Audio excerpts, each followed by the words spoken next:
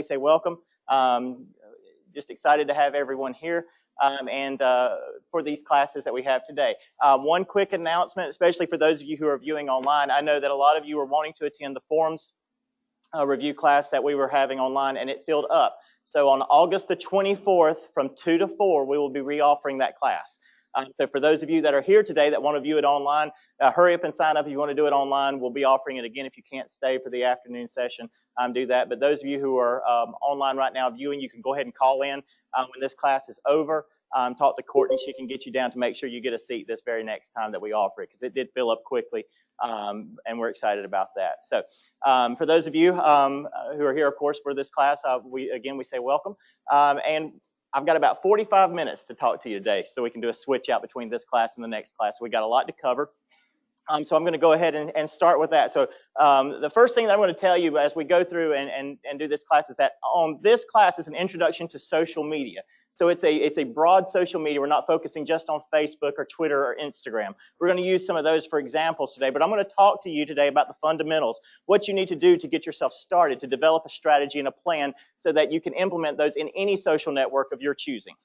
Okay, so with that, let's talk about the objectives that we have for today. I'm just going to run through those really quick. We have 5 objectives that we're going to cover today. The first thing is, why do you want to use social media? Why is it important for you as a real estate professional to use social media for something other than just social application? Okay, so we're going to talk about that first. And then secondly, the thing we're going to talk about is, where do you want to start? How do you want to start developing and implementing your social media strategy and your marketing techniques with real estate business and any other business, actually, for that matter. And then we're going to talk about the steps that you're going to use to develop your social media strategy. So where do you start? How do you do it? How do you implement it so that you know where to go from one step to the other? And then we're going to talk about what you should post. And finally, at the end of the class, we're going to talk about just a couple points that you need to remember that you don't forget, so that when it comes time to implementing it, you don't get left out in the cold. All right, so for that, we're going to go ahead and get started. The first thing, I'm going to give you 3 major reasons that you want to use the social media platform of your choosing, or platforms of your choosing, when you're doing your social media marketing. And the first one we have is, you want to build a credible reputation. I'm guilty of this. You're guilty of this. How many people have ever gone and wanted to go to a restaurant, and you look online first to see the reviews? You've either gone to Yelp, Google, or something to that matter, right? Well, today's customer is very shrewd. Okay, because what they want to do is they want to do research before they come in. And as we know, real estate professionals are not very high on the totem pole when it comes to trust, right? And so what we need to do is we need to use our avenues, our marketing techniques, the social media platforms, whether it be Twitter, Facebook, Instagram, or any of the other ones. We want to be able to use those to develop and gain trust and gain credibility for those. Just this week, my wife and I were looking at going to a restaurant. We saw it looked really neat. We looked online, the reviews were not very good. So what do? We picked a different restaurant. All right. So that's the important part of building your credible reputation, is that you want to establish this online presence that establishes yourself as a professional and establishes yourself as someone that they can trust, so that when they contact you, they feel secure with that. Okay. So that's the first step. That's the first component to do that. Second reason is that you want to diversify your marketing efforts. Who's ever heard of MySpace? Right. It's gone, right? All right. And in the past few years, we've had several different real estate magazines that have come and gone by the wayside, right? And traditional marketing, before social media ever came out, it was always through magazines and newspapers. It's, here are my listings, here I am, right? Well, today things are changing. And social media, what it is, it's a face-to-face, it's an interaction between 2 parties. It's where they can converse with you, where you can converse back with them. Okay, so what social media allows us to do is to diversify those marketing efforts, so that if you are focused on just one platform and it goes away, you're not left out high and dry. Okay, so this allows you to establish yourself on more than one channel. If Facebook, I don't think it ever will, if it ever goes away, you're okay, because you still have that traditional paper marketing or these other avenues that you want to pursue your marketing efforts. I have no problem with the traditional method. I'm not saying get around that or quit that. I'm saying you continue to use that, but you're incorporating this along with it, so that you have multiple different avenues, and you are diverse in your potential marketing strategy. All right, this one I think is very important. I think it's overlooked a lot. Nurturing relationships. Okay, like I just said, with social media, it's about the person-to-person, talking and communicating with them. And what I think that sometimes that real estate professionals kind of overlook is this part of nurturing this relationship. Statistics show that between this, in a person's lifetime, they're going to move 11.4 times. Okay? Between the ages of 18 and 30, they're going to move 4 times. And then 31 and plus, it's 5+ times. Okay, that leaves 2 times that an individual will move before the age of 18. Who's going to sell these people their houses? Right, you, right? I know of one instance. I can think of it right off the top of my head, and I'm not going to name any names or anything like that. But I know of someone who has purchased a house and used a real estate agent, and that real estate agent lost contact with that individual. Okay? They've gone through and they went to buy another house. They don't even know if the real estate agent knows who they were anymore. So what'd they do? They used somebody else.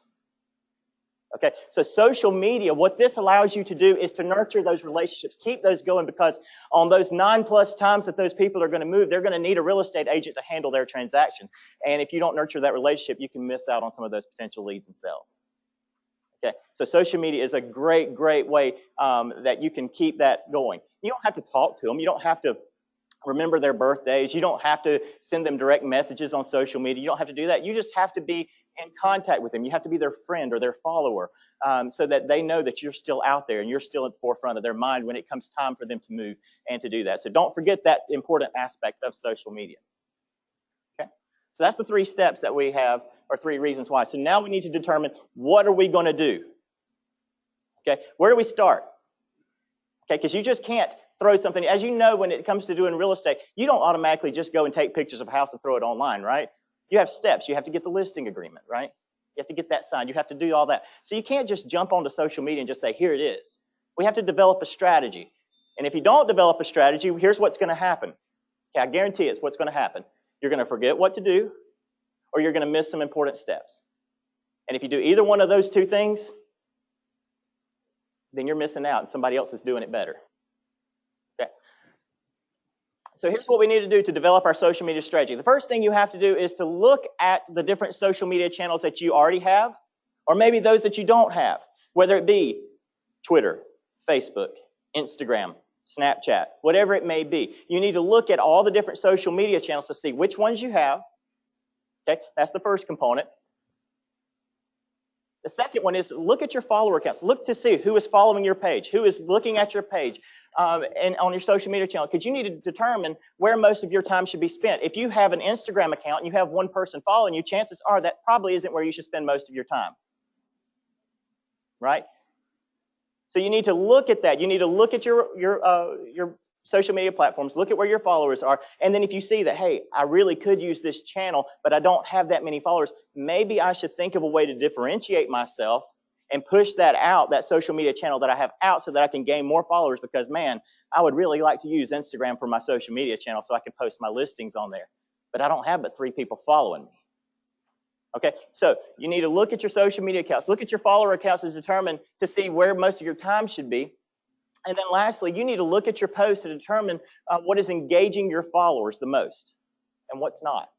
So if you post something and you're like, hey, I'm going to post something, I'm not telling you to do this, political, and you have like 2 people that like it, and then you post something that's a funny comment, and a lot of people comment on it, it lets you know what to do, right? And it makes you look at it and go, I probably should stay away from that political arena, but maybe I should post some of those little funny or entertaining comments a little bit more, because I am engaging my clients. The main thing is here is to make sure that when people look at you, again, we're increasing our credibility, but you also want to nurture that relationship and stay at the forefront of their mind. So you've got to post, and you've got to input things on your social media channel that keep them engaged and keep them in the forefront of your mind, instead of just posting stuff that they look over.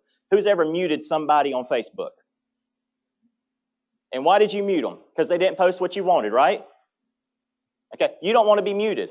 So pay attention and see what posts are engaging to your clients to find out what you should post. And just because you think it's important, they may not like it so much. All right? So let's talk about 4 steps that we need to develop our social media strategy. Okay, what we're going to do here is we're going to create objectives and goals. We call these SMART goals. Okay, they're SMART. SMART is an acronym, as you can see. by my slideshow. SMART goals. So the first thing about your goal, it needs to be specific. Okay, it needs to be something that you can actually sit there and say, I want to do this. I can't put something vague. I can't put something that's going to be on my goal that I can't actually physically or tangibly see or do. It has to be specific.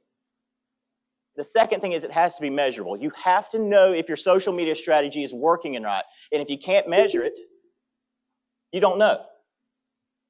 So it's got to be something that is measurable. It has to be something that you can do, that you can measure what's going on. The third thing is, and I think this one is probably one of the most important ones, which it means it has to be attainable. We've always heard the thing, set the bar high, right? If you don't set the bar high, you're never going to reach it. Well, that's not really the best strategy for a social media goal. And the reason why is if you're always striving to meet this goal, if you're always striving and working hard, you're going to get burnt out. This is an everyday marketing adventure here. This is not something that you do once and leave it alone. It has to be attainable. It has to be easily reached. I'm not saying make it easy, okay? I'm not saying just make it something I'm going to post once a day. We're not saying to do something like that. I'm saying that it needs to be attainable so that you don't get burnt out. Because we all know if I quit doing social media, I'm back to where I was at square one of here's my stuff. Okay, and we're missing out on the points and the reasons why we're using social media in the first place. So it has to be attainable. Third thing is it has to be relevant. It has to be specific to the product that you're selling. You are the product. Okay, it's not the listings that are out there. It's not the ones that you're getting or the leads. You are the product. Okay, so you have to make it something that is relevant to you, something that makes you have that credibility so that people want to come back to you. I think we forget a lot of times that you're the product. And you think a lot of times it's the house that's the product. Well, the houses are coming off the market in a week or two now, right? On a lot of cases, we hope. Okay, that product is quick and here it's gone. You're the actual product that you're trying to sell online. So it needs to be relevant. And the fifth thing is the T stands for time bound. It has to have a specific end date. If I post something and I say that I want it to reach 10 people and I want 10 people to like it and I don't set that time bound, well, 3 years from now I could hit that 10th like. Okay? And that just because I hit that goal doesn't mean it was a successful goal. So it has to be a time bound. It has to actually have a specific end date so that you know where I can measure it from. All right. So I put an example here of a goal for someone or for an office or a company or a person for what they do. And it says, for Facebook, we will share our company listings to promote our properties. We will do this by posting 3 listings a day. The target for each is at least 30 likes and 5 comments. Okay, so is it specific? Yes, I said I wanted to promote my listings and I want to do it by 3 listings a day. All right, so I'm very specific there. That's what I want to do. Is it measurable? Yes, I want 30 likes and 5 comments. It's measurable. Is it attainable? Is it attainable to post 3 things a day? Yeah, absolutely. It's nothing that is. It's not going to be overbearing for my potential client base, but it's going to be something that is attainable, and I'm not going to get burnt out on posting those properties. That's easy. Okay. Is it relevant? Absolutely. It is relevant to your business. It's relevant to you. You're the listing agent. You're the one that's going to want to post these information about your properties, and it's relevant to you as the product because you're getting your voice out there. And is it time bound? Yeah, it's time bound. I want to do it in a day. Okay, in a day, I want to have 30 likes and 5 comments. So when you make your goal, make sure it's a SMART goal. Okay, specific, measurable, attainable, relevant, and time bound. Okay, so that's step 1. Step 2, you either got to create your social media account or you got to prove upon it. Okay. First thing is choose the social media networks that meet your goals. If you're active on Snapchat and that doesn't meet the real estate goal, you might not want to focus as much time on that. But Facebook, Instagram, Twitter, any of the other social media networks out there that you think that would be relevant and be very good for you to use for your clientele, pick those. If you don't have the social media account on there, but you want to use it because it is something that you feel is very relevant to what you want to use, open up the account. Create yourself an account. It's not too late. People are opening up accounts every day. Okay? You know there's 1.6 billion people on Facebook? Okay? 3 years ago, you know how many people were on Facebook? 700 million. Okay? So in 3 years, 900 million people have signed up for Facebook. Okay? People are doing it every day. It's not too late to start with your social media strategy. The next thing is, if you do have existing accounts, update and refine them to get the best possible results. In other words, what I mean, and that goes on with the next plan right there, which is fill it out completely. Your social media profiles are what helps drive clients to you. How do you find somebody when you search for their name? You ever Googled somebody or some company and their Facebook page came up? That's because they have their social media platforms, their profiles filled out completely. If you don't have your phone number on there, if you don't have your email or web address or an About Me section on your social media platform, go on and do it now. Well, wait till after the class. Okay. Because if you don't have that profile filled out, people aren't going to find you when they go and do a Google search. And when people try to find real estate professionals in the upstate of South Carolina and they search on Facebook, if you're not plugged in, you're not going to come up. So somebody's doing it better. Okay? Step 3 is gather inspiration. I like step 3. It's kind of a cheat step. First thing you can see is look what other people in your industry are doing. Okay? Look at them and listen to see what they're doing, to see what works for them. I'm not saying copy what they do, and I'm saying listening to what they're doing. Because if you copy what they do, you're not differentiating yourself. What you're doing is you're building off of what your competitors are doing, and y'all are competitors, right? All right. So you want to look and see what each one person is doing to see what they're doing so you can do it a little bit better. You don't have to copy them. I'm not saying copy what they do. I'm saying look at what they do and build upon it, improve upon it. Look and see what people are liking of theirs. See what kind of articles they post. If they post an article from Inman News that is actually relevant and you happen to miss it, guess what? You can post that. I wouldn't share it from their page. I would go into the Inman News article and I would go on there and post it yourself. Okay? Don't give them any help. But you can use that and you can listen to what they are doing. I'm using listen as a term. You can listen to what they're doing because you may be missing something. If you don't think that major corporations do this for any of their business, you're wrong. Okay? So it can be done on the personal level too. So look at what people are doing. Listen to what they're doing so that you can then differentiate yourself. Okay? Second step is see what your target audience posts.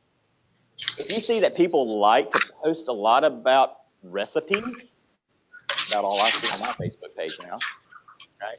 But if you see that people post a lot of recipes or a lot of funny videos or something like that, and a lot of your followers do that, that lets you know what? That's entertaining to them, that they find that important, that they like that. That's the kind of thing that they look for. So guess what? If you do that, if you learn their habits and what they post, you'll know to post that. But let's take it a step further. Look at when they post it. That's a very important aspect that we miss. If I were to log into my Facebook account right now, I'm going to see the stuff that's most current, right? And I don't scroll all the way down in my timeline and look and see what was posted at 9 o'clock this morning when I was at work. Okay? So I'm going to miss out. If somebody posted something at 9 o'clock, I'm not online then. I'm not going to know what somebody's posted. So look and see not only what, but when they post so that you know when to post. You don't want to post it when they're not online, because if you do, they're not going to see it. And you want to stay at the forefront. You want to be current. You want to show them current information. It's what a lot of people miss in this whole thing. You can see when people post things. Don't forget to look at that aspect of it. Not just what, but when they post. Okay? And the last thing, I'm going to give you an example towards the end of the class of a company that I love to follow on Twitter. You may have heard of them before, Wendy's.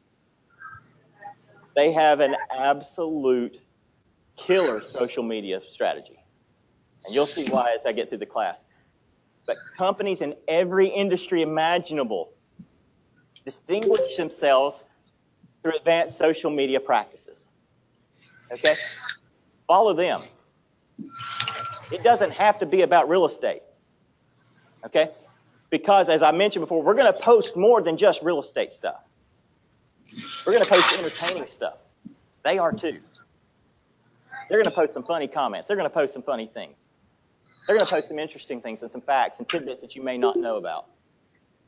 Okay? And it doesn't have to be real estate related. Don't just shove real estate in your clients' faces. Because what are they going to do? Hit that mute button, right? Okay? So, follow these major companies. And again, I'm going to show you Wendy's on Twitter here as we get towards the end of class. I love their social media shit. You're laughing, and when you see it, you're probably going to laugh some more. Okay? They've got a great social media strategy. So that's step 2, is to gather inspiration. Step 3 is to create a content marketing plan. Okay? And what that means is that when you're going through and you're determining what it is that you should post, you want everything that you post to answer these 4 questions. Okay? We wanted to answer these 4 questions. What do you intend? What type of content do you want to promote? All right, that's the first thing. And we're going to gather this from the previous step. Okay? What content do we want to post? Who is your target audience? Do you focus on the lake? Okay? Do you focus on the mountains? Do you focus on Anderson? You need to know who your target audience is so that you can curtail and so that you can create this content that's relevant to them. So that when you post interesting facts and tidbits or news articles, that you're reaching those clients and not just a broad general spectrum of people. Okay? The next thing is you need to know how often you will post. And you need to be consistent with this. Okay? You need to know how often you're going to post, when you're going to post, and how much. Okay? We're going to talk about that in a little bit here in a couple slides. We're going to talk about what kind of content, the ratio that you should use. We're going to talk about 2 different ones. And then lastly, you need to determine who's going to create it. Are you going to create it yourself, or are you going to have an assistant that's going to do it for you? Okay? And if you have an assistant that does it for you, make sure that they know exactly what you're looking for, what you're wanting to reach out, and make sure that they know the guidelines and your mission statement as a company. You don't want them to go outside of what you have that moral compass for. And the last thing here on this step is to create a calendar. I kind of hesitate to put this out there, but it's very important because I don't want you to not do this. And I don't want to talk and you go, well, that step's not important. So you need to create a calendar so that every day when you look at it, you can make sure, you can use it as a checklist that says, I'm going to schedule these messages to go out at specific times of day, and I want to go ahead and plan ahead for the week so that on this day, I don't have to try to come up with it. I already know what I'm going to post. I know when I'm going to post it. All I have to do is look at my calendar to determine what that is, and I don't have to remember it off the top of my head. Okay, so don't forget this step. I know it seems probably a little simple and a little trivial. Don't forget that step, though, because otherwise you're going to either forget it or you're not going to do it. Okay, in which case somebody else is doing it better.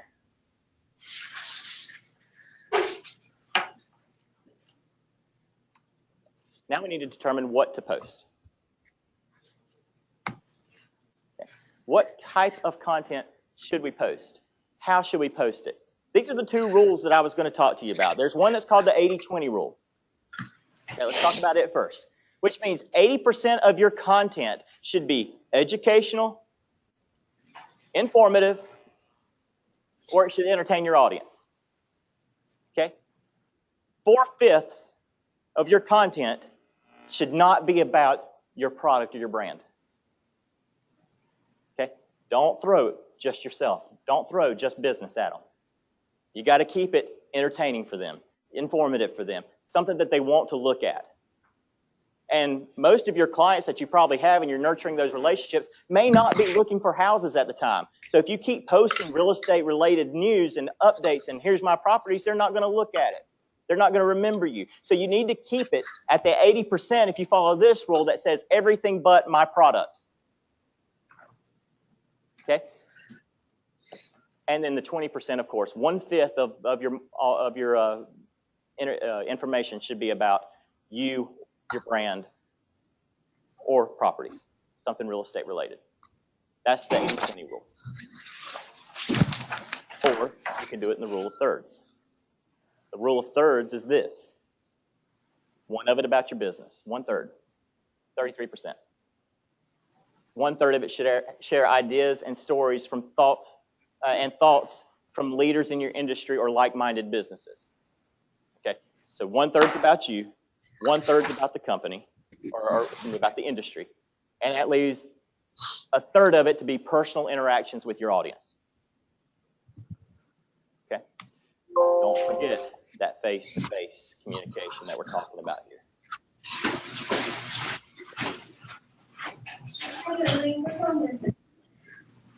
Oh.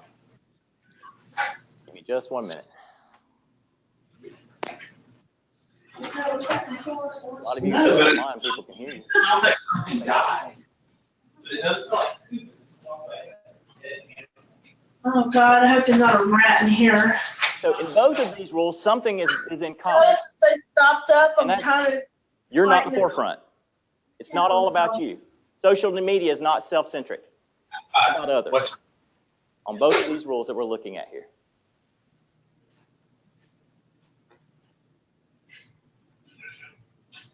Let's talk about Wendy's. Let's see what they post, how they follow these rules. All right, so the first, I know that it's hard to see up there. I know it's hard to see up there. I know it's hard to see on your handouts. I'm going to read it a little bit to you, okay? First thing to post is content that's relevant to you, okay? This is the small portion of it, right? And this is, these were two things that I pulled off their Twitter account. And it says, the only invention greater than a Frosty is Frosty with fries. All right? And the second one is, there's a perfect cool down for everyone. Fruit tea chillers, strawberry lemonade, and organic, honest, tropical green tea. They have posted two things about their product, but they kept it kind of light, didn't they? They put a nice little graphic there for you. So that content there is relevant to them. This would be your listings or information about you. Okay? Information about the real estate industry. Something that is relevant to you and to what you're doing. The second one is engaging comments. I love this one. A selfie with a 50-cent Frosty could win you free movie tickets. Share on Twitter. So what'd they do? They were engaging. They said, hey, I'm going to market myself through you. I'm going to be engaging. So they gave a little competition. Okay? So you can do this with like open houses. Okay? You can do it something like that. Hey, we're having an open house. Hashtag me, you know, whatever it is that open house or that address, and we'll give you a $25 gift card.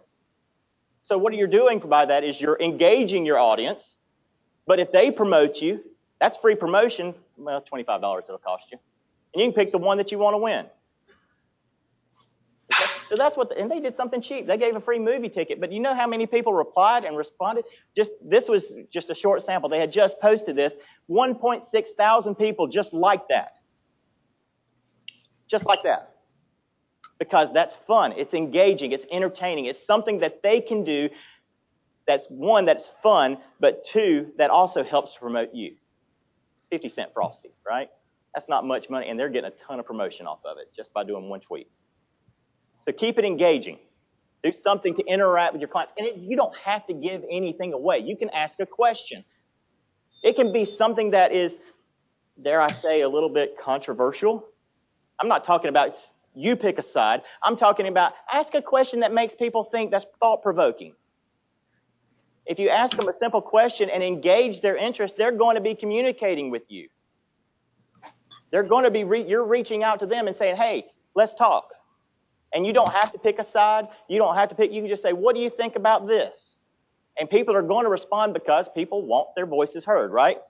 It's a big thing in America right now. I want my voice heard. People want their voices heard. That's what they're going to do. They're going to engage with you with your comments when you post and ask a question. Or, like I said, if it's an open house and you just want to offer a free gift card for something, there you go.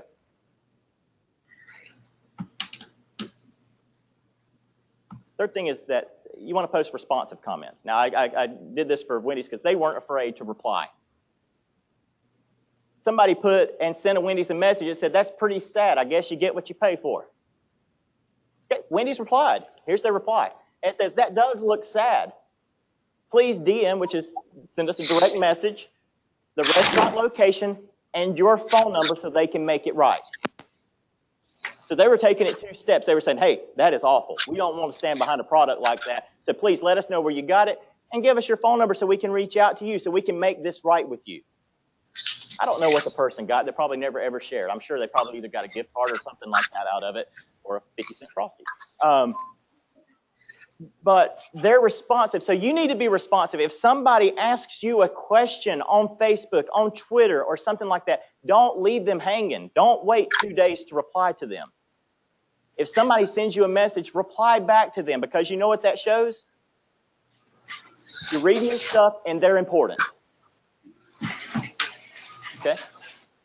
Which is very important to business. You want to make the people that are out there that are looking at you and looking for you for advice. And again, we're trying to take this shrewd clientele that we have out there, and we want to make them know that we care about what they're doing. And we're not one of those people that have caused the percentile of trust to go so far down.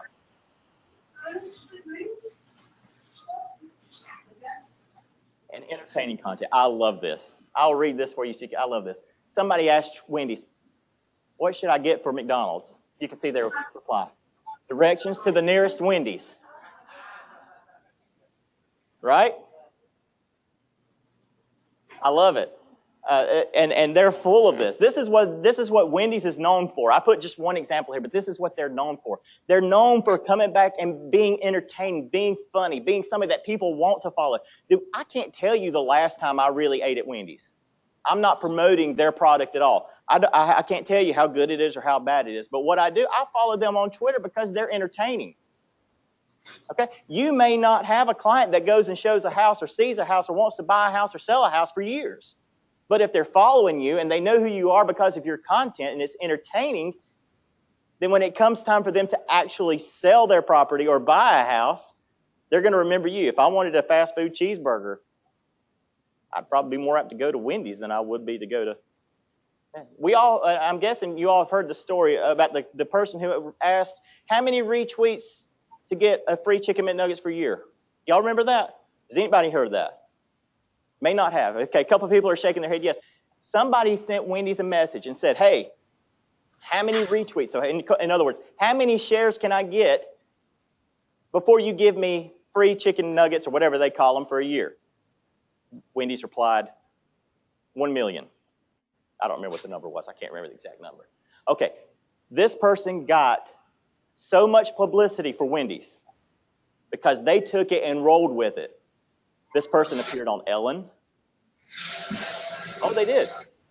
They were the subject of pretty much every news company that was out there. Fox News, CNN, MSN, they all were talking about this person who had asked Wendy's, and Wendy's just replied, threw an astronomical number out there. And I think the person ended up getting 160,000 retweets. Okay, they didn't reach the 1 million. Wendy's still honored what they said, and they gave the person Chick-fil-A for a year. Chick-fil-A. Wendy's. They gave Wendy's. I like Chick-fil-A. But they gave them free nuggets for a year because they actually helped promote them so much. You're not going to get that kind of exposure, I would dare say. If you did, I'm going to shake your hand and say, hey, can you give me a portion of those nuggets? But Wendy's does a fantastic job. So you can relate this to how you do business. Again, we talked about this earlier of one of those things, where do we get our information from? Where do we gather information from? From Wendy's that sells fast food. They don't have anything to do with real estate other than the fact that their offices or their buildings are in real estate, right? They're commercial. Other than that, they have nothing to do with the real estate industry. But by looking at what they post and the information that they do, and we can see how much attention that they get based off of that, we can do the same thing on a smaller scale. Okay? Those people that you sell homes to and need to move 9 times more, you want to stay at the forefront of their mind. You want to nurture those relationships. You want to give them content so that they can come back to you. But the better thing about this is when somebody, you can see right here, right after they did it, they had 237 retweets on this. So not only did somebody see that message go back to that person, they said, that's clever, I'm going to retweet it. And then everybody that they follow, every one of their friends then saw it. And it expands exponentially. Just by one little quick-witted comment. And Wendy's got all this exposure. Okay. I have no idea how I'm doing on time, but we're getting close. Okay. So the last thing here is, what do you need to remember? So when you're on your social media account, what is the one thing to remember? For those of you that were here this morning and heard John Pulliam speak, he said the only thing that is constant is that things change. Okay? And that's something to really think about, because when I first started working here in 2004, okay, the statistics said that 75% of people wanted listings emailed to them. That's 25% of the people didn't want listings emailed to them. Okay? What is it now? Everybody wants it. Things change. Okay? Technology changes. The way things happen. MySpace is still in existence. It's just no longer what it was. It's no longer that social media platform. They've converted it into something else that nobody knows what it is. Okay? They've done a great job. But things change. New networks are going to emerge. It's not always going to be Facebook and Twitter and Instagram and Snapchat and the other ones that are out there. It's going to change. And the one thing that we have to do is we've got to adapt to that change. Okay? You can't sit on your laurels and say, this is what my marketing plan is. This is what it's going to be. Okay, for those people that did that back in 2003 and 4 and whatever, and just said, I'm going to do print media, it didn't work out as great for them. They had to adapt in order to survive in the real estate industry when it tanked. Okay, so by doing these social media strategies and adapting to what we have and diversifying our social media channels and learning what's new, what's going to change, by doing that, you're going to survive. You just got to remember that it's going to change. So as you attain goals, set new goals. If you find that one goal that you do is working out great, but it's very easy, it's very simple, guess what? Bump it up. Then you can raise the bar a little bit. Okay? Reach more people. The more people that you begin to follow, reach out to them and reach more. Okay? And if you do this, all right, and it sounds simple, and I know a lot of you are going, I'm going to skip that step. I'm going to skip that step. That's easy. I understand that. But if you skip a step of this social marketing strategy that we have here, you're going to miss out on something, and somebody's going to do it better. Okay? All right. So just remember, we'll just go over it one more time. We need to be smart with our goal. It needs to be specific. It needs to be measurable. It needs to be easily attainable. It needs to be It needs to be relevant. Thank you. Thank you. And it needs to be time specific. Okay? So set those goals and set that calendar. Do it. Yes, Sorrel. What is the rule on sharing other people's? Oh, now you're getting into the tricky part, right? I'm going to leave that to the legal department. I don't want to answer something that I could come back on legal. We will find that answer out for you. Peggy, you've got that one?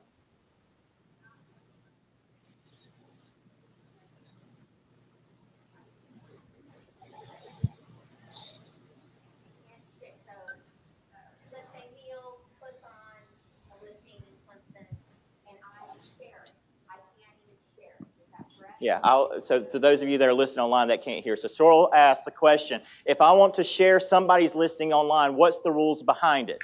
And the rules behind it, according to Peggy, the rules behind it are that you have to have written permission from that other agent before you can share it online.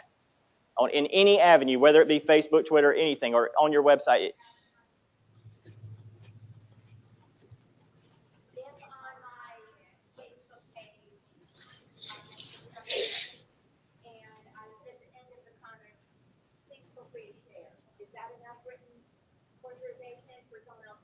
Yeah, it should be.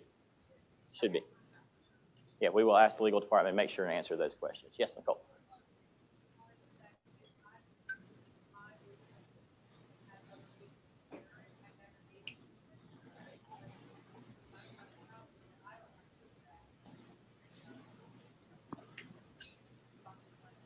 If it's your listing and you don't want to pursue any kind of, no recourse is going to come back unless you pursue it, of course. But we do.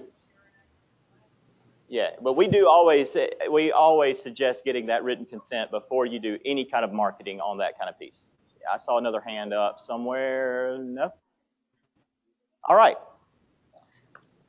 I want to thank everyone for coming today. I hope that you learned something. I hope that it was something that was entertaining, that we kept your attention focused and everything. I hope that it worked out great for you. I hope you enjoyed it. I want to thank those of you, again, that came online and listened for us online today as well, for joining in and signing up with us today. Yes, Francine.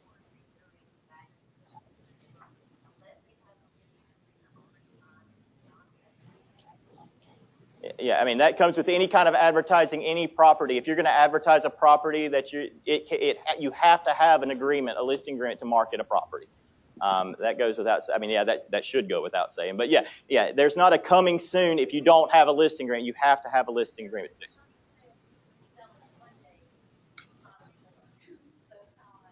Yeah, definitely have a listing agreement before you market a property. All right, so stay tuned to 2 to 4. You'll learn more about that. All right, well, thank you all for coming. I appreciate it. Again, Diana's going to be here from 2 to 4 to do the forms review, and we thank you, and we'll see you next time. All right, thanks.